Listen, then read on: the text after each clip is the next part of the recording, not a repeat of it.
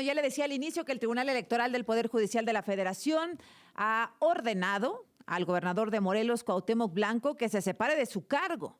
Él está en las listas de diputados plurinominales de Morena y según marca la ley, según ha determinado los magistrados, pues él tendría que estar separado de su cargo desde hace 90 días.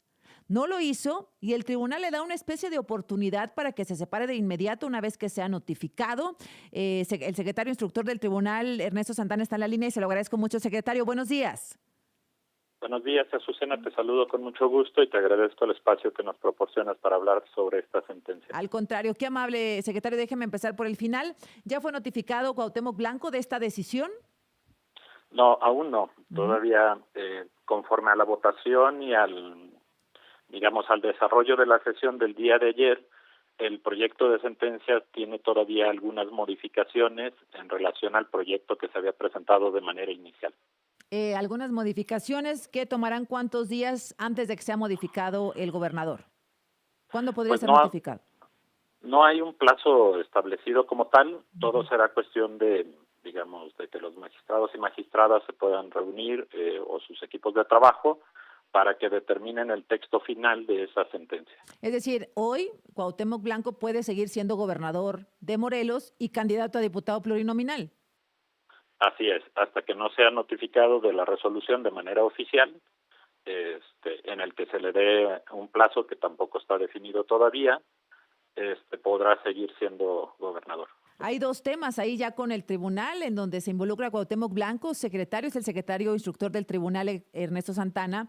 Uno, pues que se le permitió mantenerse en el puesto a pesar de que la ley marca que 90 días antes deben separarse de su cargo.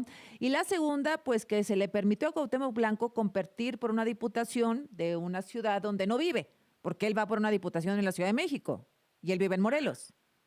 Sí, mira, si me permite, te doy un poquito más sobre el Por favor. contexto del asunto. En el caso, Cuauhtémoc Blanco fue impugnado por dos, prohibiciones constitucionales.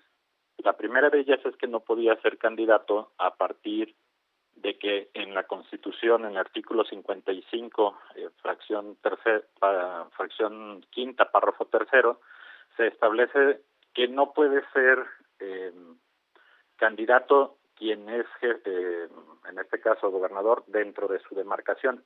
La interpretación que hace el tribunal en relación a este precepto y que además se basa ya en un precedente del 2018 que de manera similar se permitió en aquel entonces al jefe de gobierno postularse por una candidatura, en aquel caso fue al Senado de representación proporcional, es porque la candidatura va más allá de su demarcación. En este caso, Cuauhtémoc Blanco está siendo postulado como diputado a representación proporcional por una circunscripción que además del estado de Morelos se integra por la Ciudad de México, Guerrero, Hidalgo, Puebla y Tlaxcala.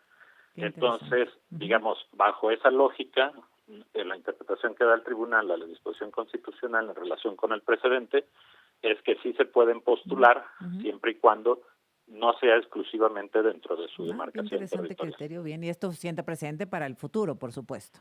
Sí, de hecho, esta resolución se basa en un precedente. Bien, Entonces, es lo que ya me comentaba. Entonces, bueno, sí se exacto. puede porque no es exclusivo de Morelos, esto ya quedó aprobado. Y luego ahora, pues que no se separó 90 días antes como marca la ley, magistrado, y ahora el tribunal dice, bueno, pues déjeme ponerlo así, sé que es mucho más complejo, decir, bueno, te damos oportunidad, como se estaba discutiendo y no había mucha claridad, te damos oportunidad de que te separes en cuanto seas notificado. Exacto. De hecho, aquí es un tema muy técnico, es un tema muy interesante, porque también en el precedente que le comentaba del entonces jefe de gobierno, hubo una situación similar en la que también se había pedido en aquel momento que no se le permitiera postularse por la candidatura y que en su caso se separara del cargo.